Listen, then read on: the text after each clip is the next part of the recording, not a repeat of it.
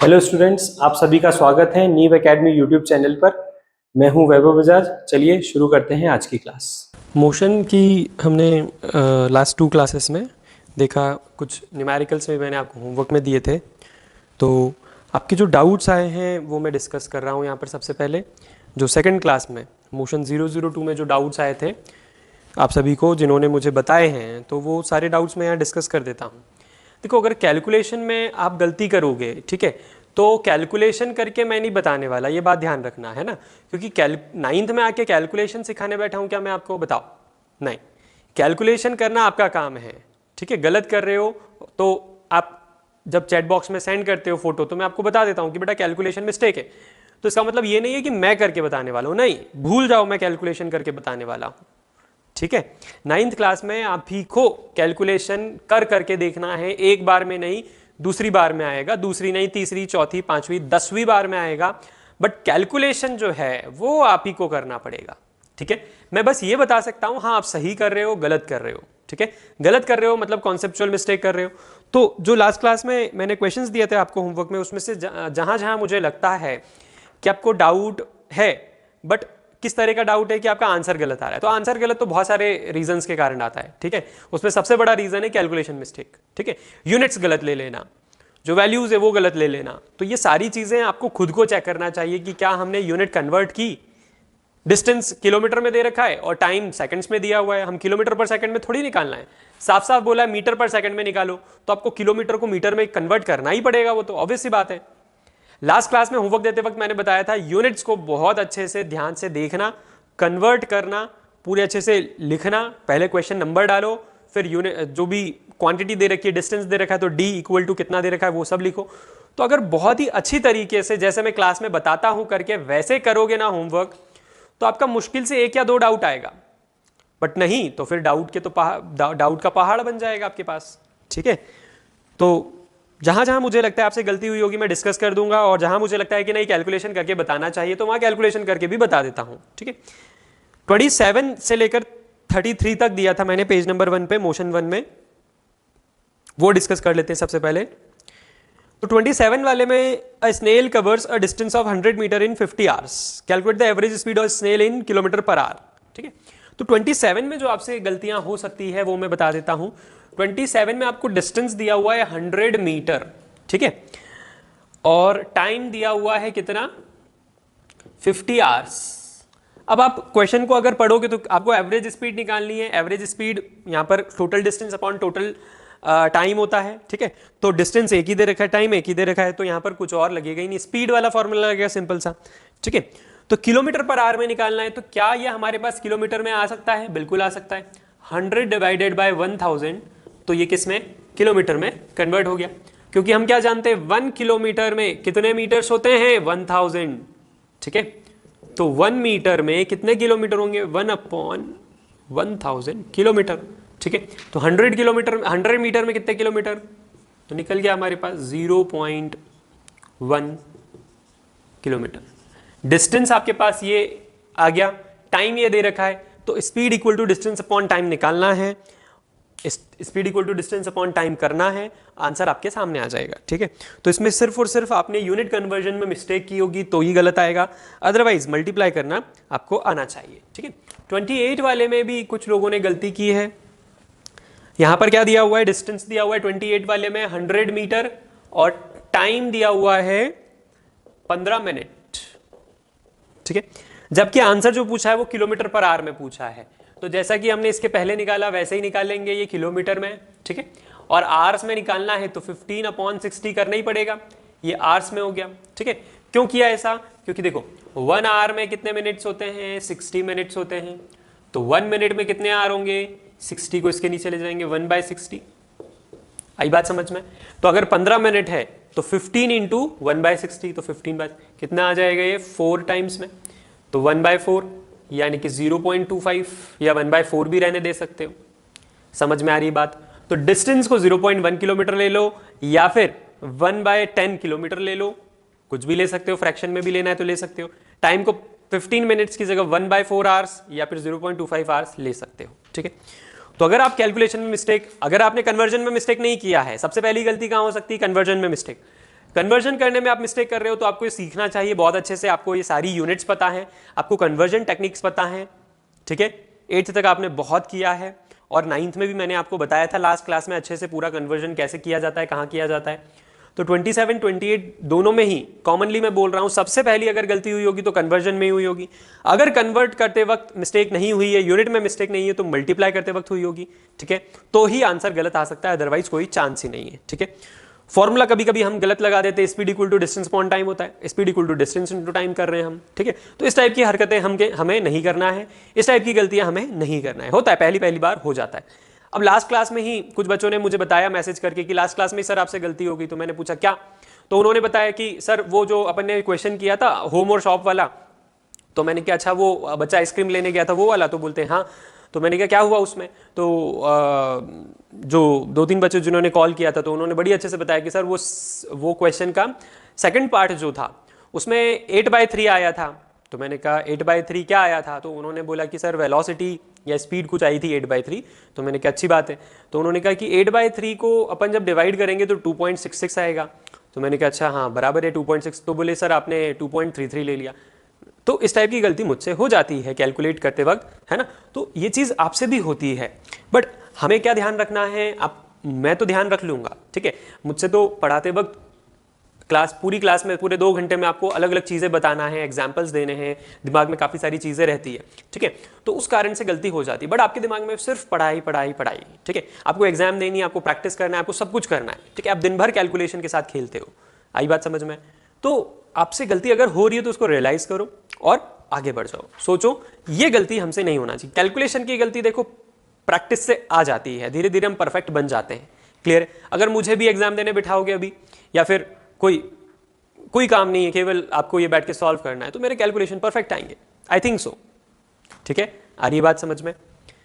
तो कैलकुलेशन में मिस्टेक्स हो सकती हैं, बट उसको हम रिचेक कर सकते हैं ना, ठीक है। आपको मैं कोई चीज़ सॉल्व करके बताता हूं तो हाथों हाथ यहाँ रिचेक नहीं करता हूं, जैसे 15 टाइम्स में 4 टाइम्स में 15 कट गया, ठीक है, 60 कट गया, तो मैंने इसको रिचेक नहीं किया, एक बार कर दिया बस, आई बात समझ में।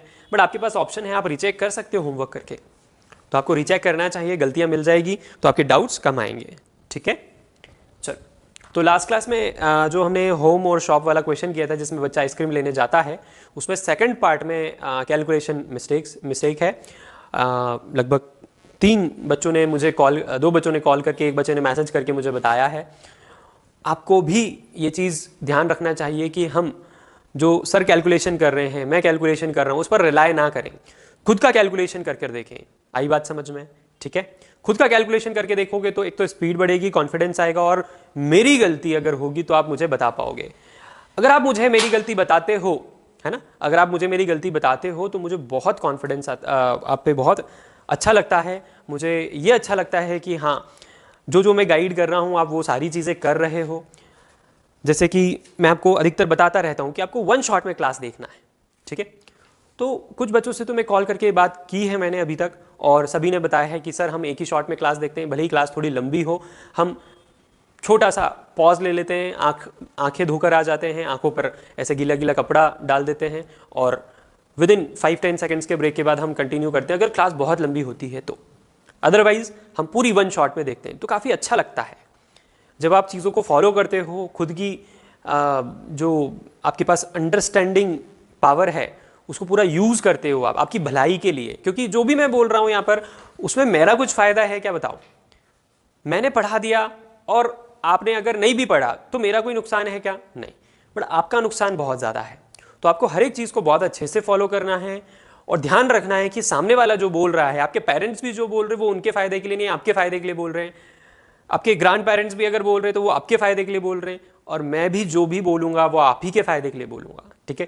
फ़ायदा तुरंत नहीं मिलता है हमको, धीरे धीरे आपको कोई चीज़ें एक दिन बाद समझ में आती है, कुछ चीज़ें जो रहती है वो हफ्ते बाद समझ में आती है, कुछ चीज़ें महीने भर बाद, कुछ चीज़ साल भर बाद, और कुछ चीज़ें ऐसी होती है अधिकतर जो मैं बोलता हूँ वो आपको लॉन्ग रन में समझ में आती है, क्योंकि पढ़ाई है, it is a very very slow process, ठीक है, आई बात समझ में। तो परफेक्ट एक दिन में नहीं बना जाता, टाइम लगता है,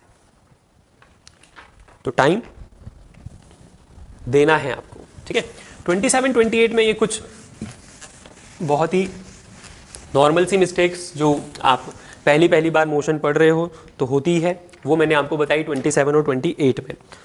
29 में कैलकुलेशन का खेल है पूरा पूरा, ठीक है। 29 में डिस्टेंस मीटर में दिया हुआ है, करके बताने की ज़रूरत नहीं है मुझे। 29 में डिस्टेंस मीटर में दिया हुआ है और टाइम सेकंड्स में दिया हुआ है, ठीक है। तो हमें निकालना है speed, speed equal to distance upon time होता है, ठीक है। Speed equal to distance upon time होता है, तो डिस्टेंस 100 मीटर्स है और टाइम 9.83 सेकंड्स है, ठीक है। अब अगर कैलकुलेशन आपको करना है तो आप क्या कर सकते हो, डेसिमल हटाया, यहाँ पर 2 जीरो लग गए, तो 0 0 और ये कितना हो गया 983। अब 983 को 10,000 से डिवाइड करोगे तो जो भी आंसर आएगा आपका वो क्या रहेगा, स्पीड। वो क्या रहेगा, स्पीड। किसमें, मीटर पर सेकंड में रहेगी स्पीड। आई बात समझ में। बट हमको किसमें पूछी है, 29 वाले में ध्यान से देखो, स्पीड किसमें पूछी है आपको, किलोमीटर पर आवर में। तो स्पीड को किलोमीटर पर आवर में करने के लिए यहां पर जो भी आया, मान लो A/B आया, ठीक है, मान लेता हूं मैं, क्या आया, A/B आया। अब आप कैलकुलेट करके निकाल लेना। फ्रैक्शन में होगा तो भी चलेगा, जैसे ये है ना फ्रैक्शन में, ऐसा है तो भी चलेगा। तो मैं यही लिख देता हूं, एक काम करता हूं, ठीक है। तो मैंने लिख दिया 10,000 अपॉन 983। ये आंसर होगा क्या, नहीं, आंसर किस में होगा, किलोमीटर पर आवर में। तो जब हमको मीटर पर सेकंड से किलोमीटर पर आवर में जाना है, यानी कि छोटी यूनिट से बड़ी यूनिट में जाना है, तो बड़ा वाला मल्टीप्लाई होगा। आई बात समझ में।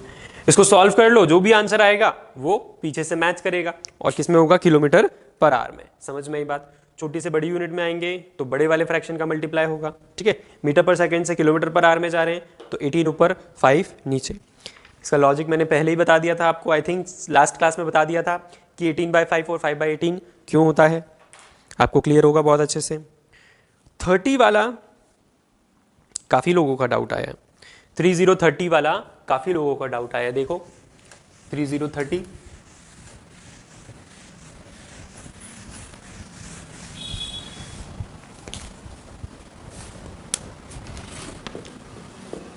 अच्छा क्वेश्चन है 30 वाला। बोला है a motorcyclist drives from place A to B with a uniform speed of 30। A से B पर जा रहा है, यहां से लेकर यहां तक, A से B, ये A और ये B, मान लेते हैं A से B पर जा रहा है वो, ठीक है। Uniform speed of 30 kilometre per our. तो यहां स्पीड कितनी है, 30 किलोमीटर पर आवर, ये क्या है, स्पीड है।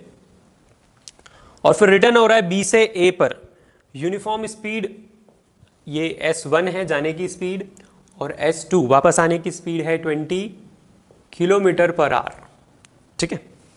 हमें एवरेज स्पीड निकालनी है। क्या दिया हुआ है, केवल स्पीड दी हुई है। सोचो, सिर्फ और सिर्फ क्या गिवन है, स्पीड गिवन है, इसके अलावा कुछ भी गिवन नहीं है, ना डिस्टेंस है ना टाइम है, ठीक है। और एवरेज स्पीड का फॉर्मूला क्या होता है, आप तो जानते ही हो। एवरेज स्पीड का फॉर्मूला होता है कि एवरेज स्पीड कैसे निकलेगी,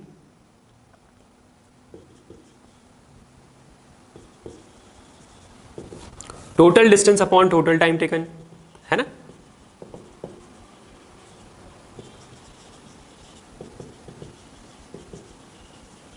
ना आपके पास डिस्टेंस है ना आपके पास टाइम है, क्या करोगे बताओ, क्या करोगे। तो देखो A से B पर जा रहा है ऑब्जेक्ट, है ना, कहां से कहां तक जा रहा है, A से B पर, और रिटर्न भी कहां से हो रहा है, B से A पर। तो मान लेते हैं कि ये x किलोमीटर का डिस्टेंस है। कितना किलोमीटर का डिस्टेंस है, A से B पर x kilometer. Let the distance be x kilometer, है ना, इस टाइप से आपको लिखना होगा, let the distance be x kilometers, ठीक है। डिस्टेंस को हमने सपोज कर लिया कितना है, x किलोमीटर। तो अब आपके पास क्या दो चीज आ गई, एक तो स्पीड गिवन है और डिस्टेंस आ गया आपके पास, ठीक है। तो अगर हमारे पास फॉर्मूला क्या होता है, speed equal to distance upon time, तो अगर टाइम निकालना हो तो क्या करेंगे, डिस्टेंस अपॉन स्पीड करेंगे। आई बात समझ में। तो अगर मुझे T1 चाहिए, मुझे क्या चाहिए, T1 चाहिए, तो मैं क्या करूंगा, D1 अपॉन S1। तो कितना आएगा, D1 अपॉन S1 करके देखें। तो डिस्टेंस तो x है ही, जाने का भी और आने का भी, और स्पीड कितनी है जाने की, 30। तो टाइम कितना आ गया, x/30 आवर्स। वैसे ही T2 के लिए D2 अपॉन S2, तो ये तो x है ही और ये कितना है, 20 है। तो कितना आ गया ये, x/20 आवर्स। कोई प्रॉब्लम यहाँ तक किसी को। तो T1 और T2 की वैल्यू हमारे पास आ चुकी है, डिस्टेंस हमने x ले लिया है, तो यहाँ x यहाँ x, total time taken time 1 time 2, तो x upon 30 plus x upon 20, x plus x 2x, 30 और 20 का एलसीएम ले लेते हैं, 3 और 2 का 6, तो 30 और 20 का 60, फिर 2 टाइम्स में 2x, 3 टाइम्स में 3x, 2x अपॉन 5x, और हम क्या जानते हैं, डिनोमिनेटर का डिनोमिनेटर कहाँ जाता है, न्यूमरेटर में, ठीक है, डिनोमिनेटर का डिनोमिनेटर कहाँ जाता है, न्यूमरेटर में, x से x cancel, 2 into 60 upon 5, 24 kilometre per hour, ठीक है। तो जिन लोगों ने निकाला था बहुत अच्छी बात है, क्या आपने सेम मेथड फॉलो की थी, अगर नहीं की थी तो आपको ध्यान रखना है कि आपको ये इसी तरह से करना होगा, ठीक है। कोई भी एक वेरिएबल लेना ही पड़ेगा, यही एक तरीका है इसको करने का, इसके अलावा आई डोंट थिंक सो कोई तरीका है। अगर आपने इस क्वेश्चन को किसी और तरीके से किया है तो मेक श्योर आप चैट बॉक्स में सेंड करके कंफर्म कर लेना कि वो तरीका सही है कि नहीं है। क्यों? क्योंकि मैं यहाँ बोल रहा हूँ कि यही एक तरीका इस क्वेश्चन को करने का, इसके अलावा आई डोंट नो कोई और तरीका है कि नहीं, ठीक है। तो मुझे जो लगता है कि 30 वाले क्वेश्चन को करने का यही एक तरीका है। क्या आपको केवल स्पीड दे रखी है, जाने की स्पीड, आने की स्पीड, आपको एवरेज स्पीड निकालनी है, तो एवरेज स्पीड ऐसे नहीं कि दिस प्लस दिस बाय 2, अगर ऐसा करते हो तो 30 प्लस 20 50 बाई 2 25 होता है। तो ये मत सोचना 25 24 एक ही तो बात है, 1 किलोमीटर पर आवर में क्या तो है, हाँ, ऐसे सब नहीं सोचना है, एग्जैक्ट आना चाहिए विथ डेसिमल वैल्यू, ठीक है, ये न्यूमेरिकल्स है। तो आपने अगर वैसे किया है तो बहुत ही बुरी बात है, आपको वैसे नहीं करना चाहिए, क्योंकि एवरेज स्पीड का फॉर्मूला आपको बता चुका था मैं, total distance upon total time. तो आप बिल्कुल भी ये नहीं कर सकते average speed s1 plus s2 by 2, ठीक है। वो एक्सेलरेटेड मोशन के लिए मैंने लास्ट क्लास में बताया था, और जबकि ये क्वेश्चन कब का है, ये क्वेश्चन अगर आप देखोगे तो लास्ट क्लास में जो हमने एवरेज स्पीड के क्वेश्चन किए थे उससे रिलेटेड है। आई बात समझ में? क्लियर है सभी को अच्छे से? कोई प्रॉब्लम किसी को नहीं? बढ़िया। तो लास्ट क्लास में हमने एवरेज स्पीड पढ़ा था, उसके क्वेश्चंस किए थे, इसीलिए आपको ये होमवर्क दिया था मैंने। और आपसे अगर नहीं बना है तो ध्यान से देखो, अच्छे से देखो वहाँ पर क्या था क्या नहीं है, फिर क्या लेकर आए हम। सपोज किया हमने डिस्टेंस कितना है x, टाइम निकाला और फिर वैल्यूज़ डाली और फिर कैलकुलेशन किए। यहाँ x से x कट गया, क्यों? क्योंकि सब मल्टीप्लिकेशन में है ना, यहाँ पर प्लस माइनस होता तो थोड़ी कट पाता। क्लियर? तो 30 वाले में काफ़ी लोगों को डाउट आया था, बढ़िया क्लियर हो गया सभी का। 31 वाले में अगर आपने ध्यान से नहीं पढ़ा है, क्या क्वेश्चन बोल रहा है कि मोटरसाइकिल स्टार्ट हो रही है रेस्ट से। क्वेश्चन क्या बोल रहा है 31 वाला, कि मोटरसाइकिल रेस्ट से स्टार्ट हो रही है ना। इसको रफ कर देता हूं मैं क्वेश्चन नंबर 30 को।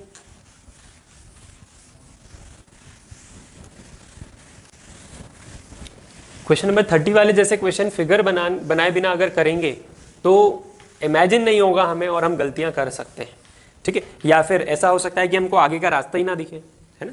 तो 30 वाले जैसे क्वेश्चन है, 30 वाला जो क्वेश्चन किया था, फिगर बनाकर बहुत ही इजीली हो जाता है। बोला अब मोटरसाइकिल स्टार्ट्स फ्रॉम रेस्ट, तो रेस्ट से शुरू किया, मतलब उसकी इनिशियल वेलोसिटी क्या थी, 0 मीटर पर सेकंड, ठीक है। उसने मोटरसाइकिल खड़ी थी उसके घर पर, उसने रेस्ट से स्टार्ट की, स्टेशनरी थी, यानी कि इनिशियल वेलोसिटी क्या थी, 0 मीटर पर सेकंड, ठीक है। And reaches a speed of, reaches A speed of मतलब एक्वायर करी कितनी स्पीड, 6 मीटर पर सेकंड, मतलब वो फाइनल वेलोसिटी हो गई। After travelling with uniform acceleration for 3 seconds, ठीक है। तो टाइम कितना, 3 सेकंड है आपके पास। आपको क्या निकालना है, acceleration v equal to v minus u by t, तो क्या आ जाएगा 6/3 2 मीटर पर सेकंड स्क्वायर। अब मैंने कुछ बच्चों से होमवर्क मंगवाया कि बताओ होमवर्क दिखाओ, तो आप फोटो सेंड किया उन्होंने। फोटो में मैंने क्या देखा कि होमवर्क में जो किया हुआ है a इक्वल टू 2, ये कोई बात है, यूनिट लिखो। कुछ बच्चों ने यूनिट लिखी है मीटर पर सेकंड। अरे एक्सेलरेशन की यूनिट मीटर पर सेकंड मैंने कब बताई, एक्सेलरेशन की यूनिट क्या होती है, मीटर पर सेकंड स्क्वायर। तो यूनिट सही नहीं लिखोगे तो देखो आधा नंबर ऐसे ही उड़ जाएगा आपका। मैं नहीं जानता, फिर मत बोलना कि सर आपने तो बताया नहीं। मैं पहले ही वार्न कर देता हूं कहां पर नॉलेज इंपॉर्टेंट है, कहां पर आपको मार्क्स के बिहाफ पर ये देखना होगा। आई नो कि आपको नॉलेज है कि एक्सेलरेशन की unit metre per second square होती है। मैं अगर पूछूंगा बताओ टाइम की यूनिट, तो आप बोलोगे सेकंड्स। मैं बोलूंगा डिस्टेंस की यूनिट बताओ, एसआई यूनिट, तो आप बोलोगे मीटर। मैं बोलूंगा कि मास की एसआई यूनिट बताओ, तो आप बोलोगे केजी। मैं बोलूंगा लेंथ की एसआई यूनिट बताओ, तो आप बोलोगे अगेन मीटर, क्योंकि लेंथ और डिस्टेंस मीटर ही होता है। वैसे ही अगर मैं पूछूंगा कि वेलोसिटी यानी कि स्पीड की एसआई यूनिट, तो आप बोलोगे मीटर पर सेकंड। वैसे ही अगर मैं पूछूंगा कि एक्सेलरेशन की एसआई यूनिट बताओ, तो आप बोलोगे metre per second square. But जब हम क्वेश्चन करते हैं, जब हम कैलकुलेशन करते हैं, ठीक है, जब हम न्यूमेरिकल करते हैं, तो हम केवल वैल्यू निकालकर छोड़ देते हैं, यूनिट लिख देते हैं, बट वो भी गलत गलत। तो हमको ये चीजों पर फोकस करना होगा आपसे, ठीक है। हम 9th स्टैंडर्ड में आ चुके हैं और 9th स्टैंडर्ड इतना आसान नहीं है मार्क्स के पॉइंट ऑफ व्यू से, ठीक है। 32 वाला क्वेश्चन तो कुछ बच्चे पढ़कर ही घबरा गए, ठीक है, डर लग गया 32 वाला क्वेश्चन पढ़ते से ही। क्यों भाई? डरना नहीं है, है ना, डरना मना है, ठीक है। तो 32 वाला क्वेश्चन में आपको ध्यान देना है कि कैसे हमको इसको फेस करना चाहिए। An aircraft travelling at 600 kilometre per our.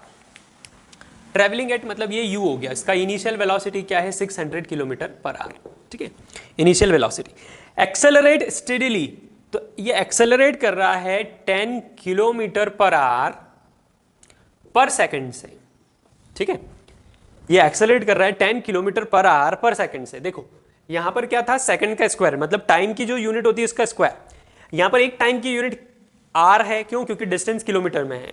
एक टाइम की यूनिट आर में है और दूसरा टाइम की यूनिट सेकंड में है, ठीक है। तो टाइम का स्क्वायर तो है, ये सेकंड में है, ये आर में है, उससे हम निपट लेंगे, ठीक है। कैसे? वो भी थोड़ी देर बाद पता चलेगा। तो बोला कि एक एयरक्राफ्ट है जो 600 किलोमीटर पर आवर की स्पीड से एक्सेलरेट कर रहा है 10 किलोमीटर पर आवर पर सेकंड से, है ना। मतलब उसकी इनिशियल वेलोसिटी क्या है? 600 किलोमीटर पर आवर, और हर एक सेकंड कितनी वेलोसिटी बढ़ रही है? 10 किलोमीटर पर आवर से, ठीक है। इसका मतलब क्या हुआ? सबसे पहले ये देखो कि एक एयरक्राफ्ट जा रहा है, अभी वो इनिशियली 600 पर है, एक सेकंड बाद 610 हो जाएगा, फिर एक और सेकंड बाद वो 620, फिर 630, 640, 650, 670 और एंड सो ऑन चलता चला जाएगा। हर एक सेकंड पर सेकंड कितनी बढ़ रही है? 10 किलोमीटर पर आवर वेलोसिटी बढ़ रही है उसकी, ऐसा क्वेश्चन बोल रहा है, ठीक है। तो इंटरप्रेट कर लिया आपने अगर ये, तो आगे पढ़ सकते हो। Taking the speed of sound as 1100 kilometer per hour at the aircraft altitude, how long will it take to reach the sound barrier, ठीक है।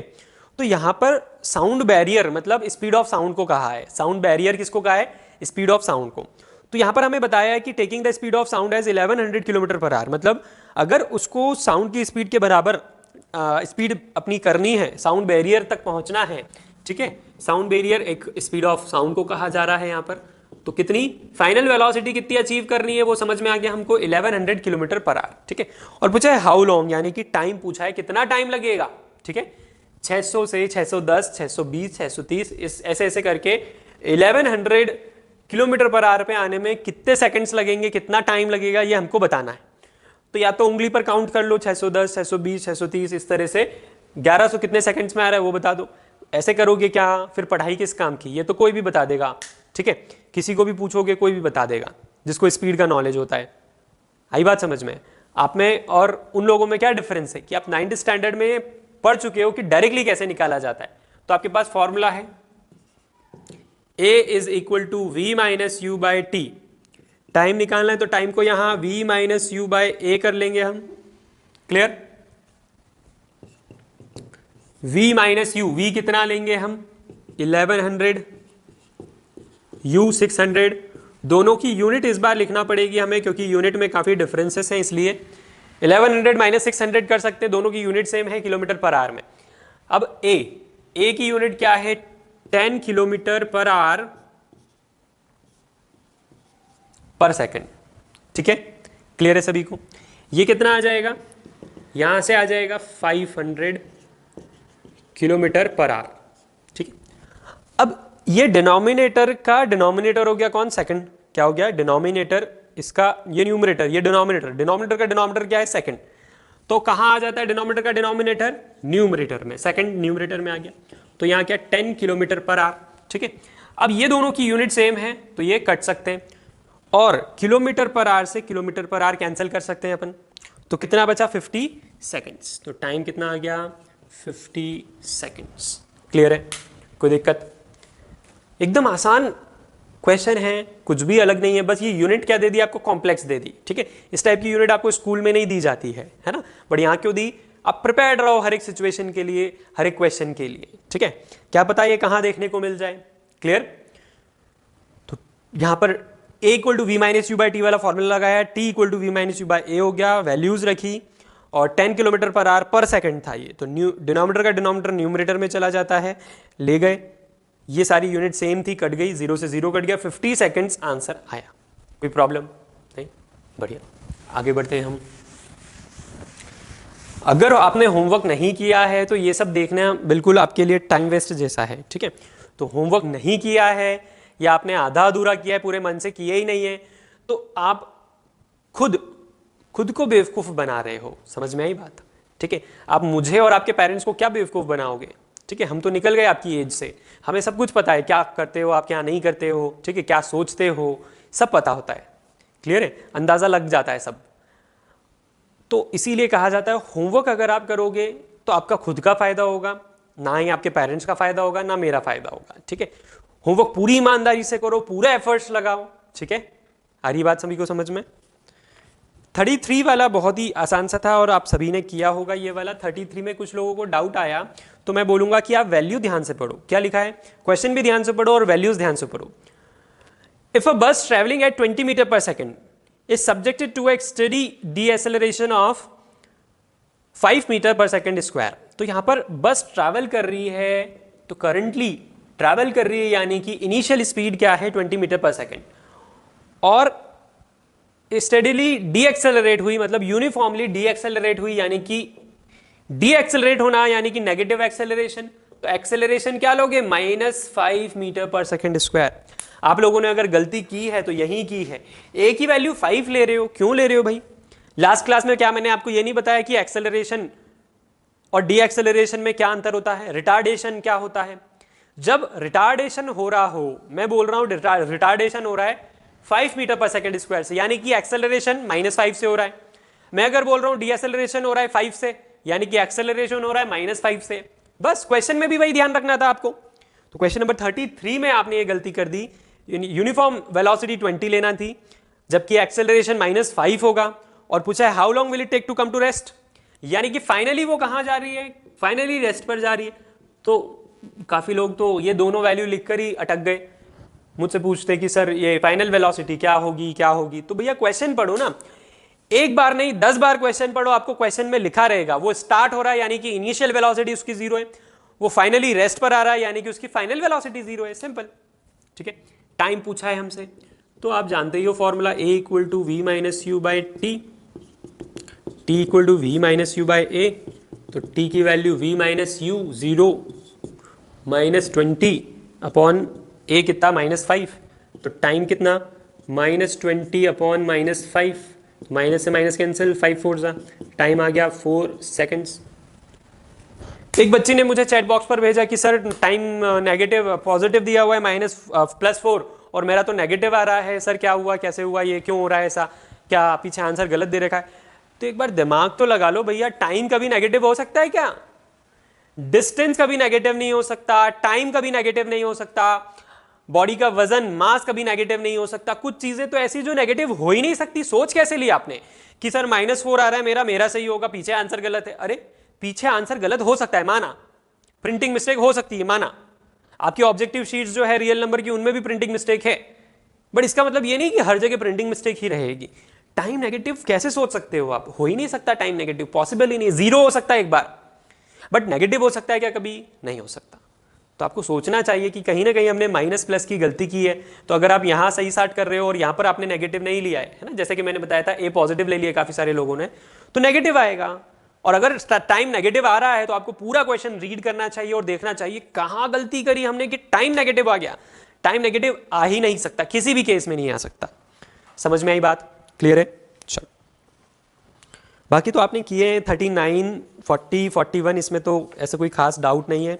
बट हाँ, मैं 39 के लिए कहूँगा, ये दिल्ली आगरा वाला जो क्वेश्चन है ना, ये इस टाइप का क्वेश्चन हमने किया है ना। सो एव्स टू एवरेज 70 किलोमीटर पर आ रहे हैं, उसमें 60 किलोमीटर पर आ रहे हैं। तो क्लास में जो क्वेश्चन किया था हमने उसी के जैसा है ये।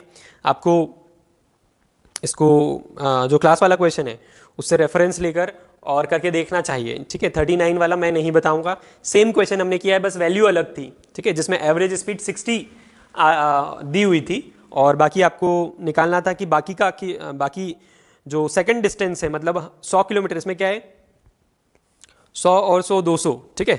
उसमें जो क्वेश्चन था जहाँ तक मुझे याद है कि पहला टोटल 120 किलोमीटर था और 30 किलोमीटर हमने किसी एक स्पीड से चला था और बाकी का बचा हुआ 90 किस स्पीड से चलना ये निकालना था, जहाँ तक मुझे याद आ रहा है।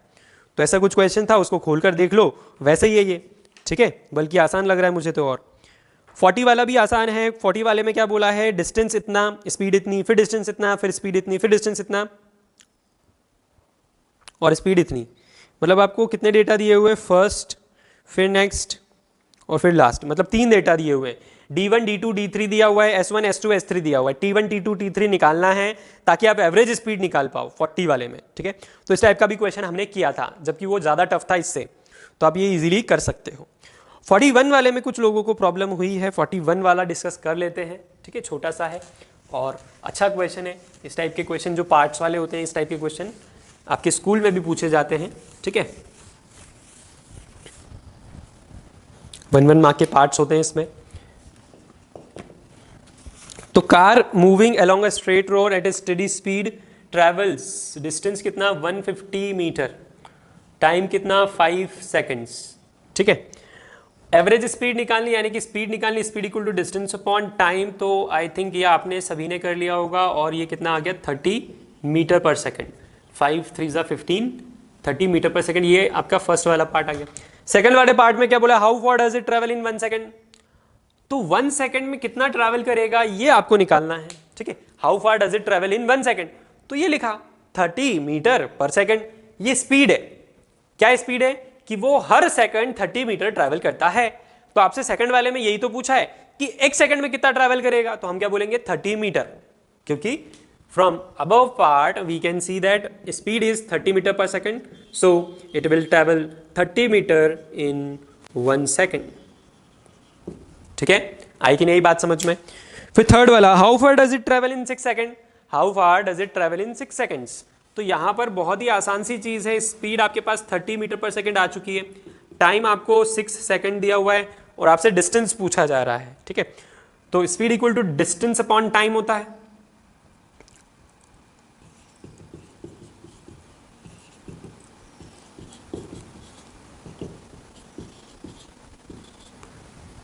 आई कि नहीं बात समझ में, क्लियर है सभी को।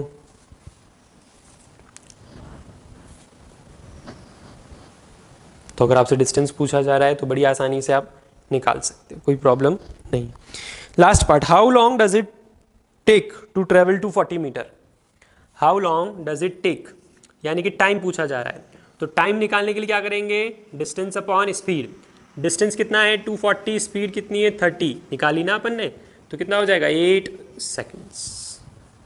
8 3 24 ही होता है ना, 240 दिया हुआ है ना, ठीक है। समझ में आया, बड़ा आसान था, कोई प्रॉब्लम नहीं होना चाहिए थी आपको।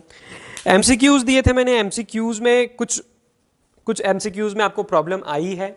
आपने अगर बहुत ही अच्छे से ईमानदारी से एमसीक्यू देख, आंसर तो दिया हुआ है पीछे पेज नंबर 3 पे, सभी के आंसर दिए हुए, बट अगर आप लॉजिकली सोचकर इसको अच्छे से करोगे तो टाइम तो थोड़ा सा लगेगा, साथ साथ में आपको समझ में भी आएगा कि हमने जो पढ़ा है वो एक्चुअली इसमें यूज हो रहा है कि नहीं। क्लियर है। तो क्वेश्चन नंबर 41 तक हमने देखा। एमसीक्यूज देखते हैं अब हम। 42 वाला तो आपको आसानी से समझ में आया होगा, क्योंकि एक पार्टिकल है जो कि गोल गोल घूम रहा है, रेडियस स्मॉल आर है, डिस्प्लेसमेंट आफ्टर हाफ सर्कल। तो इस टाइप का क्वेश्चन हमने किया था पहली क्लास में ही, और डिस्प्लेसमेंट हमको निकालना था। तो डिस्प्लेसमेंट क्या होगा, उसका डायामीटर, हाफ रिवॉल्यूशन में कहाँ जाएगा, डायमीटर के दूसरे एंड पर, तो 2r आ जाएगा, ठीक है। फिर 43 वाला जो क्वेश्चन है ये थोड़ा सा लॉजिकल है, अच्छा है, ठीक है। अगर आपने ध्यान से सुना है सब कुछ तो आप डेफिनेटली इसको कर पाओगे बहुत अच्छे से, कोई प्रॉब्लम नहीं आनी है। तो यहाँ क्या बोला है, the numerical ratio of displacement to distance. Ratio किसका है, डिस्प्लेसमेंट इज टू डिस्टेंस, मतलब डिस्प्लेसमेंट अपॉन डिस्टेंस का रेशियो है। मूविंग ऑब्जेक्ट है, ठीक है, मूविंग ऑब्जेक्ट है, मतलब किधर भी मूव कर सकता है, जरूरी नहीं है स्ट्रेट लाइन हो। तो ऑलवेज लेस देन 1 ऐसा जरूरी है क्या, कि जो डिस्प्लेसमेंट और डिस्प्लेसमेंट का रेशियो है, डिस्प्लेसमेंट अपॉन डिस्टेंस का रेशियो है, वो हमेशा लेस देन 1 रहे, ऐसा जरूरी है क्या। मैंने क्या बताया था आपको, डिस्प्लेसमेंट 0 हो सकता है, डिस्टेंस नहीं, मूविंग ऑब्जेक्ट। हाँ, तो 0/1 आया तो लेस देन 1 होगा क्या, नहीं, वो तो 0/1 0 ही होता है। तो हमेशा ऐसा नहीं हो सकता, क्योंकि अगर स्ट्रेट लाइन हुआ तो 1/1 भी हो सकता है। तो ए वाला गलत। बी वाला इक्वल टू 1 और मोर देन 1, इक्वल टू 1 और मोर देन 1 ऐसा तो हो ही नहीं सकता, क्योंकि अभी मैंने बोला डिस्प्लेसमेंट 0 हो गया तो 0.1 0 होता है, तो बी वाला तो बिल्कुल ही गलत हो गया। सी वाला ऑलवेज मोर देन 1, ये भी गलत, क्योंकि अभी मैंने बोला कि डिस्प्लेसमेंट 0 हो गया तो 0.1 0 होता है, ठीक है, तो ये तो गलत है। डी वाला इक्वल टू 1 और लेस देन 1, ये ठीक है, क्योंकि अगर इक्वल हुआ तो ऊपर मान लो 2 मीटर पर सेकेंड है, नीचे भी 2 मीटर पर सेकेंड है, 2 से 2 गया 1, तो इक्वल टू 1 आ गया। और लेस देन 1 हो सकता है, क्योंकि 0 भी हो सकता है, मैंने आपको बताया, क्लियर है क्या, है ना। तो डी वाला सही लग रहा है, आई बात समझ में। तो 42 का आई थिंक सी वाला और 43 का डी वाला, पीछे आंसर दिए हुए आप चेक कर सकते हो।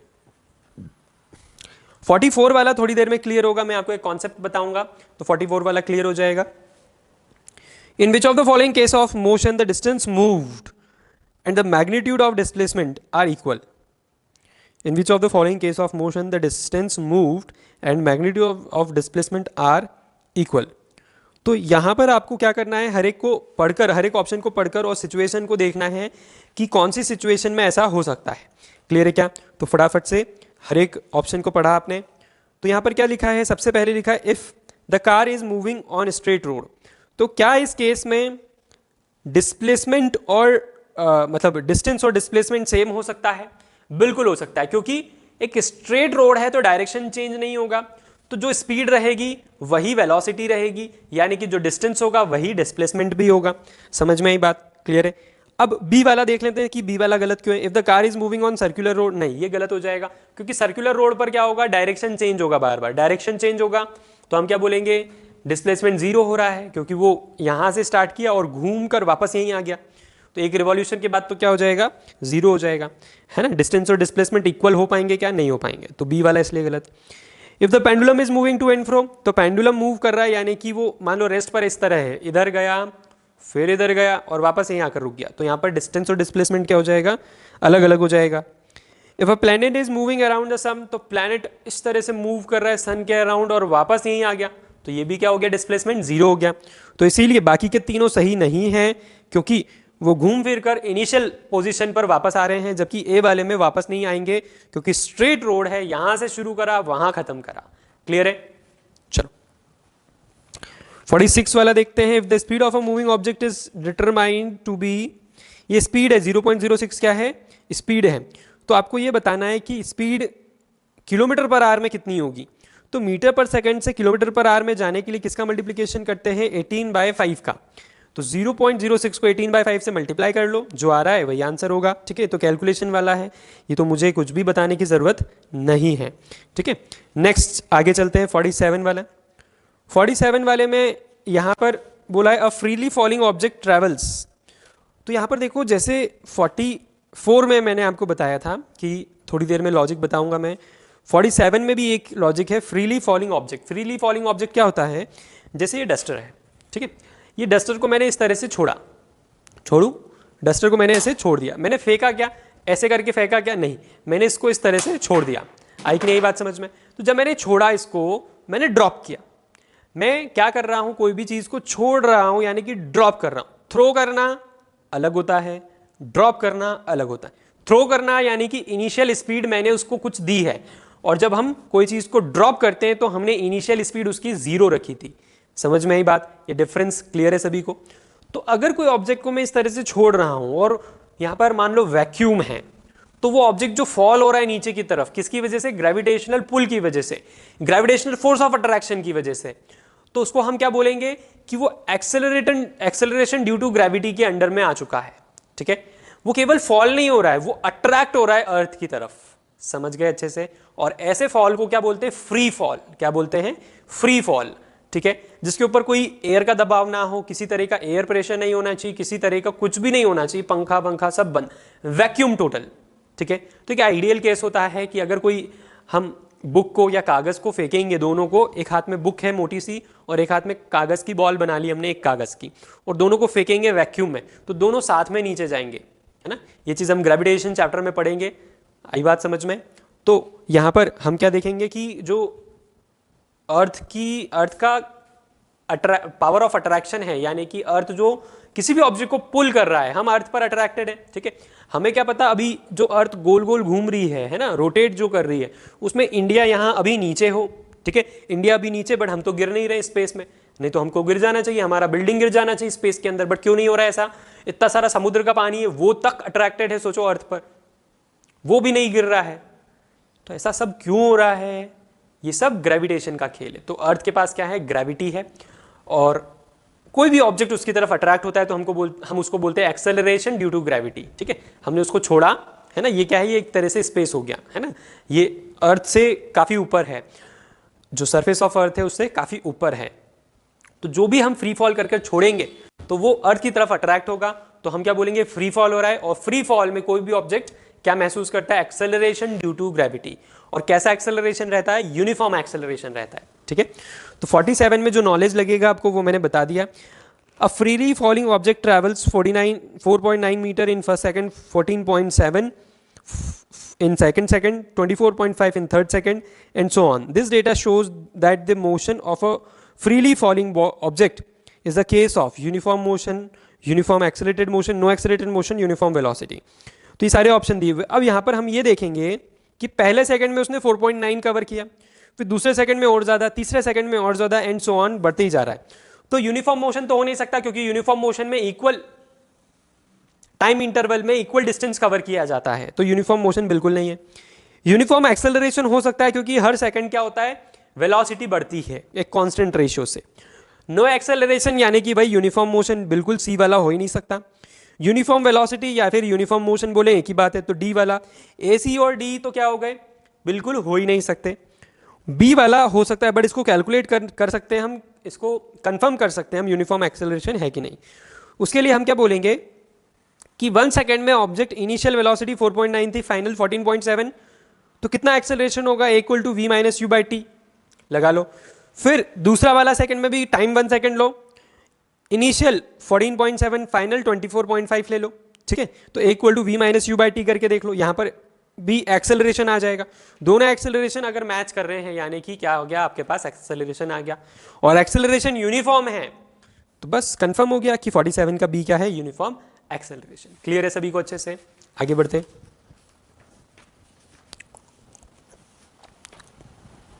तो 44 वाला भी देख लो, है ना, 44 वाला भी देख लेते हैं।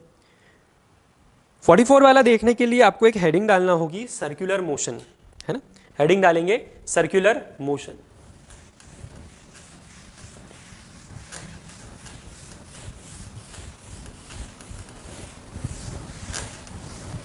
डाउट डिस्कशन अभी कैरी ऑन रखेंगे हम, है ना। बट जो डाउट आया है आपको, उसके बिहाफ पर एक छोटा सा टॉपिक है, वो हम समझ लेंगे। अगर नीड नहीं है, देखो, क्योंकि मैंने लास्ट क्लास में सब कुछ कवर कर दिया था, बट हम इसलिए देख रहे हैं इसको डिटेल में, क्योंकि इस पर बिहाफ इस पर बेस्ड 2-3 MCQs आपको हैं, और आगे चल के भी इस पर क्वेश्चन आ सकते हैं, है ना, इसलिए हम इसको अच्छे से देखेंगे। तो हेडिंग डालेंगे सर्कुलर मोशन, हेडिंग डालेंगे सर्कुलर मोशन।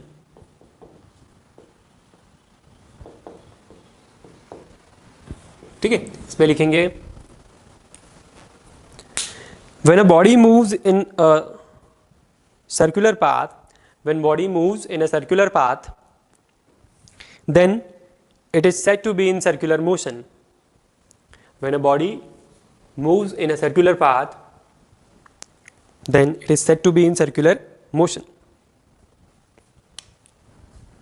तो जैसे कोई ऑब्जेक्ट है वो इस तरह से सर्कुलर ऑर्बिट कर रहा है, तो हम क्या बोलेंगे? ये मोशन कैसा है? सर्कुलर मोशन, ठीक है। Next paragraph change.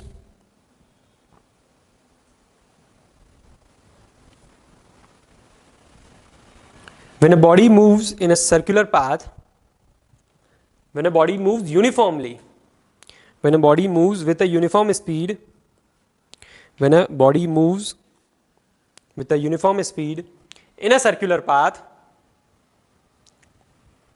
Paragraph change कर लिया ना। When a body moves with a uniform speed in a circular path, then it is said to be in uniform circular motion. Then it is said to be in uniform circular motion. ठीक है, circular motion में कोई object है यानी कि 6 metre per second, उसकी क्या है स्पीड है, स्पीड कितनी है 6 मीटर पर सेकेंड। आ रही बात समझ में? तो सर्कुलर मोशन में क्या हो सकता है, यहां पर 6 मीटर पर सेकंड रही हो, यहां पर 7 मीटर पर सेकंड कर लियो, यहां पर वापस से 6 मीटर पर सेकंड कर लियो, यहां पर वापस से 7 मीटर पर सेकंड कर लिया हो। ठीक है, क्या आ रही बात समझ में? तो नॉर्मल सर्कुलर मोशन में क्या स्पीड वेरी कर सकती है, नॉर्मल सर्कुलर मोशन में स्पीड वेरी कर सकती।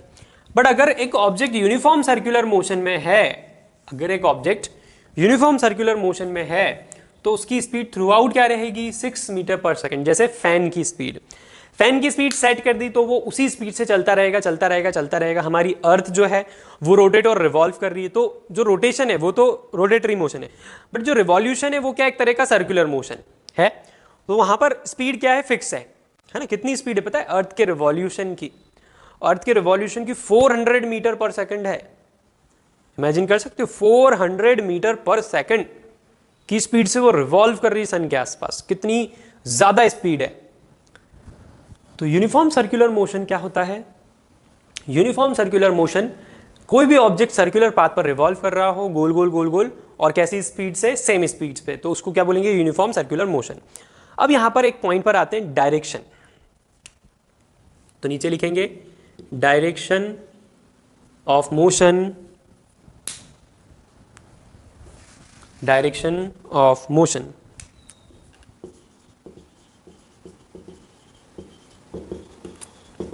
नीचे लिखेंगे in a circular motion, in a circular motion the direction of motion in a circular motion or uniform circular motion, the direction of motion of a body is always tangential,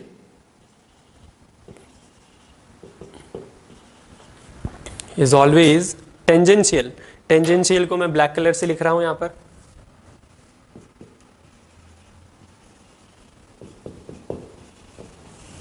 ठीक है, यहां पर भी लिखा है is always tangential to the circular path, tangential to the circular path on which the body travels. ठीक है, तो टेंजेंशियल का मीनिंग क्या होगा, ध्यान से देखो, ये एक सर्कुलर पाथ है और बॉडी इस तरह से जा रही है, ठीक है, जा रही है। तो यहां पर क्या होगा, ये डायरेक्शन होगा, इस इंस्टेंट पर डायरेक्शन क्या होगा, ये वाला डायरेक्शन होगा, ये वाला डायरेक्शन होगा, इस पॉइंट पर डायरेक्शन ये वाला होगा, इस पॉइंट पर डायरेक्शन ये वाला होगा। ठीक है, तो यहां पर ये क्या होती है, टेंजेंट होती है ना। इस साल हम सर्कल चैप्टर में, ठीक है, मैथमेटिक्स में सर्कल चैप्टर जब आएगा तो उसमें देखेंगे, तो क्या बोलेंगे हम, अगर एक सर्कल से केवल एक पॉइंट पर टच हो रही है कोई लाइन तो उसको क्या बोलते हैं, टेंजेंट बोलते हैं। क्या बोलते हैं, टेंजेंट बोलते हैं। तो टेंजेंट क्या होती है, एक लाइन होती है, जैसे सर्कल है, ठीक है, और केवल एक पॉइंट पर टच हो रही है, ठीक है, केवल एक पॉइंट पर टच हो रही है एक लाइन सर्कल से, तो इसको पूरी को क्या बोलते हैं, हम टेंजेंट बोलते हैं। ये दो नहीं, ये एक टेंजेंट है। ठीक है, तो direction of motion in a circular motion बताना है आपको, तो हम क्या बोलेंगे, tangent to the circular path. तो डायरेक्शन कैसा हो गया, टेंजेंशियल डायरेक्शन हो गया सर्कुलर पाथ का। तो सर्कुलर पाथ का टेंजेंशियल कैसा होता है, अगर यहां पर है ऑब्जेक्ट तो ये वाला डायरेक्शन होगा, यहां पर है तो motion of, direction of motion ये होगा, यहां पर है तो डायरेक्शन ऑफ मोशन यहां पर है अगर कोई ऑब्जेक्ट तो डायरेक्शन ऑफ मोशन इस तरफ होगा। तो इसका मतलब क्या हुआ कि अगर एक ऑब्जेक्ट सर्कुलर मोशन में है या फिर एक ऑब्जेक्ट यूनिफॉर्मली सर्कुलर मोशन में है तो डायरेक्शन ऑफ मोशन क्या होने वाला है, डायरेक्शन ऑफ मोशन हर एक इंस्टेंट पर चेंज होने वाला है। डायरेक्शन ऑफ मोशन क्या होने वाला है, हर एक इंस्टेंट पर चेंज होने वाला है। क्लियर है अच्छे से सभी को? तो यहां पर चेंज हुआ डायरेक्शन ऑफ मोशन, यहां पर चेंज हुआ, यहां पर हुआ, यहां पर हुआ। केवल 4 बार ही होगा क्या, सर्कुलर मोशन में केवल 4 बार ही डायरेक्शन चेंज होगा क्या, नहीं। यहां पर आपको ध्यान रखना है हर एक इंस्टेंट पर डायरेक्शन चेंज हो रहा है, हर एक इंस्टेंट पर, हर एक पॉइंट पर। सर्कल क्या है, सर्कल पॉइंट से बना हुआ एक फिगर है, तो हर एक पॉइंट पर डायरेक्शन चेंज हो रहा है। किस तरह से, अगर ऑब्जेक्ट यहां है तो इधर का डायरेक्शन है, यहां है तो इधर का, यहां है तो इधर का, यहां है तो इधर का, यहां है तो इधर का डायरेक्शन, इधर का डायरेक्शन, इधर का डायरेक्शन, इधर। ये तो बहुत ही कम बना रहा हूं मैं, इनफाइनाइट टाइम्स डायरेक्शन चेंज हो रहा है। समझ में आ रही बात? तो अगर डायरेक्शन ऑफ मोशन चेंज हो रहा है तो बताओ क्या ये ऑब्जेक्ट यूनिफॉर्म मोशन बोल सकते हैं कि ऑब्जेक्ट यूनिफॉर्म मोशन में, यूनिफॉर्म मोशन में इसलिए बोल सकते हैं क्योंकि स्पीड क्या है, सेम है 6 मीटर पर सेकेंड, ठीक है। क्या यूनिफॉर्म वेलोसिटी बोल सकते हैं हम कि ऑब्जेक्ट यूनिफॉर्म वेलोसिटी में है? नहीं। क्यों? क्योंकि स्पीड तो 6 मीटर पर सेकेंड है माना, बट डायरेक्शन कदम कदम पे चेंज हो रहा है। डायरेक्शन के चेंज होने की वजह से हम क्या बोलेंगे, स्पीड कांस्टेंट नहीं है, स्पीड कांस्टेंट नहीं है, स्पीड लगातार चेंज हो रही है क्योंकि चेंज इन डायरेक्शन हो रहा है। स्पीड कांस्टेंट है, मैग्नीट्यूड कांस्टेंट है, बट डायरेक्शन चेंज हो रहा है, जिसकी वजह से हम क्या बोलेंगे कि अगर कोई ऑब्जेक्ट सर्कुलर मोशन में है, चाहे वो पंखा हो, चाहे वो अर्थ हो, चाहे आप रस्सी से पकड़ के ऐसे गोल गोल पत्थर को घुमाओ, तो ये जितने भी ऑब्जेक्ट हैं ये सभी जो सर्कुलर मोशन में है, जिनको हम बोल रहे हैं ये यूनिफॉर्म सर्कुलर मोशन है। क्यों? क्योंकि स्पीड कांस्टेंट है। बट क्या यूनिफॉर्म वेलोसिटी में है क्या? नहीं। ये यूनिफॉर्म वेलोसिटी में क्यों नहीं है? क्योंकि डायरेक्शन हर कदम चेंज हो रहा है, और हमने क्या देखा, अगर चेंज इन डायरेक्शन होगा तो चेंज इन वेलोसिटी होगा, और change in velocity results in acceleration, ठीक है। हमने लास्ट क्लास में एक्सेलरेशन की डेफिनेशन पढ़ी थी, क्या देखा था, चेंज इन वेलोसिटी ही क्या है, एक्सेलरेशन है कि नहीं है? तो यहां पर क्या सोचने वाली बात हो गई कि अगर डायरेक्शन हर कदम पे चेंज हो रहा है, वेलोसिटी हर कदम पे चेंज हो रही है, तो uniform circular motion accelerated motion हो जाएगा। बिल्कुल हो जाएगा। देखो आपने क्वेश्चन 44 हमने छोड़ा था, 44 वाला देखो, पेज नंबर 2 का ऑब्जेक्टिव एमसीक्यू वाला।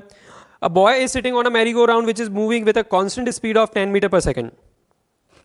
This means that the boy is, यहाँ पर एक बॉय है जो मैरी गो राउंड अगर किसी को नहीं पता है तो ऐसे गोल गोल घूमने वाला जो झूला होता है वो उसको बोलते हैं merry go round, which is moving with a constant speed of 10 metre per second. और ये झूला 10 मीटर पर सेकंड से गोल गोल घूम रहा है। तो जो अंदर लड़का बैठा हुआ है उसके अंदर, वो रेस्ट पर है क्या? नहीं है, बिल्कुल नहीं है, गोल गोल घूम रहा है, वो तो रेस्ट पर क्यों होगा? Moving with no acceleration, zero acceleration होगा क्या? क्योंकि स्पीड कांस्टेंट है। देखो स्पीड कांस्टेंट तो एक्सेलरेशन जीरो हो सकता है क्या?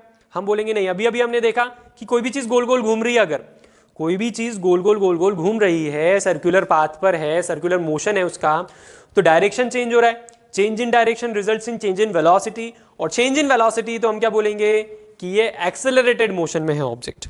तो ऐसा कोई ऑप्शन है? हाँ, सी वाला है एक्सेलरेटेड मोशन। डी वाला गलत होगा। डी वाला क्यों गलत होगा? मूविंग विद यूनिफॉर्म वेलोसिटी बिल्कुल ही गलत है तो, क्योंकि वेलोसिटी उसकी हर पॉइंट पर चेंज हो रही है, ठीक है। तो इन एक्सेलरेटेड मोशन ही सही ऑप्शन होगा। तो 44 का सी वाला करेक्ट बोलेंगे हम। 48 में अब हम इसका जवाब दे सकते हैं 48 का, क्योंकि सर्कुलर पाथ बोला था, है ना। 44 वाला भी हमने छोड़ दिया था कि चलो सर्कुलर पाथ का हम बाद में देखेंगे, बट अब सर्कुलर मोशन का हमने पूरा अच्छे से लिखा। सबसे पहले आपने सर्कुलर मोशन के बारे में लिख लिया था, इसके बाद आपने यूनिफॉर्म सर्कुलर मोशन के बारे में लिख लिया। इसके बाद डायरेक्शन ऑफ मोशन के बारे में लिख लिया। क्या होगा? Direction of motion is always tangential to the circular path on which it travels. आ रही बात समझ में? क्लियर है सभी को?